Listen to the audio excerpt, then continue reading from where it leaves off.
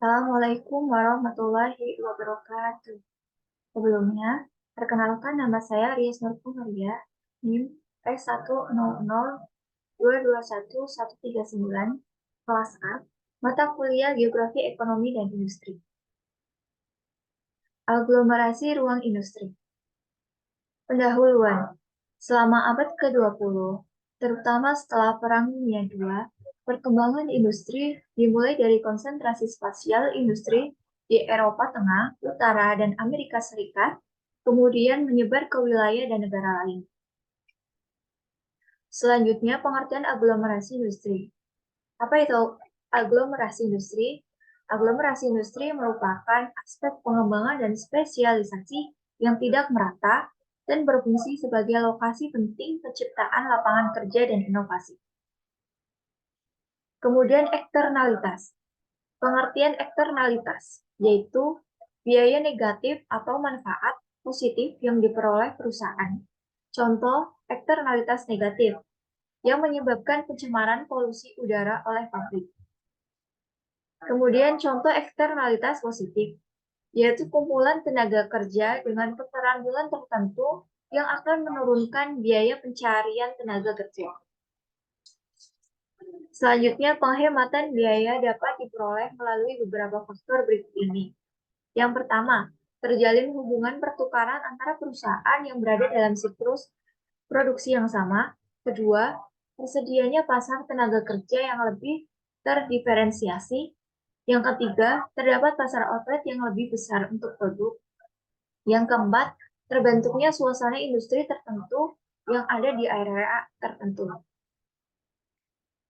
Selanjutnya yaitu 7 negara paling maju di dunia dengan hanya 20% populasi dunia memasok lebih dari 60% produk manufaktur.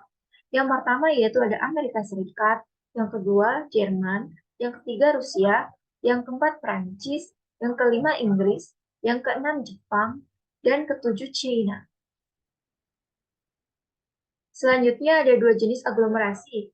Yang pertama itu aglomerasi yang dibentuk dari ekonomi urbanisasi. Yang kedua yaitu aglomerasi yang dibentuk dari ekonomi lokalisasi. Selanjutnya yaitu aglomerasi industri di Indonesia. Pada tingkat nasional, dua pulau besar Indonesia, yakni Jawa dan Sumatera, merupakan lokasi dari 90% usaha industri besar menengah. Jawa bagian timur merupakan wilayah pertama di Indonesia yang mengalami dampak dari revolusi industri. Selanjutnya, aglomerasi industri di Kutub Barat Pulau Jawa yang meliputi Jakarta Raya dan Bandung memperlihatkan fenomena yang cukup menarik untuk diamati, yaitu yang pertama, kecenderungan penurunan aktivitas industri manufaktur di kota-kota inti Core Region, yakni metropolitan Jakarta dan Bandung. Kedua, cenderung membentuk sebuah koridor pembangunan di wilayah antara kawasan metropolitan Jakarta dan metropolitan Bandung. Selanjutnya, desentralisasi lokasi industri. Ada 3 penyebab utama terjadinya desentralisasi industri. Yang pertama yaitu minimnya energi listrik. Kedua, pengembangan sarana transportasi. Yang ketiga, biaya lebih tinggi di pusat industri yang lama.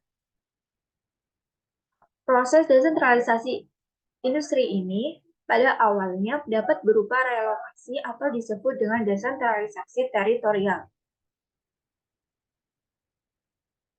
Selanjutnya yaitu kesenjangan wilayah dan aglomerasi buatan.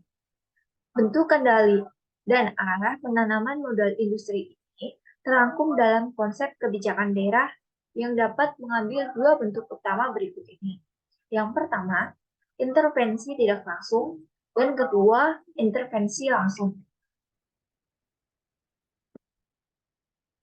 Selanjutnya, inovasi teknologi dan ruang industri.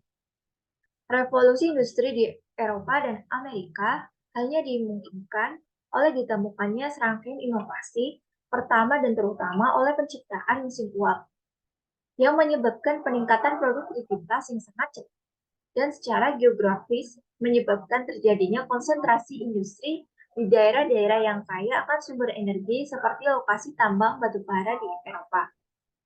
Mulai tahun 1960-an, terutama di negara-negara maju, terjadi revolusi teknologi baru yang efeknya sama besarnya dengan revolusi industri pertama. Terima kasih.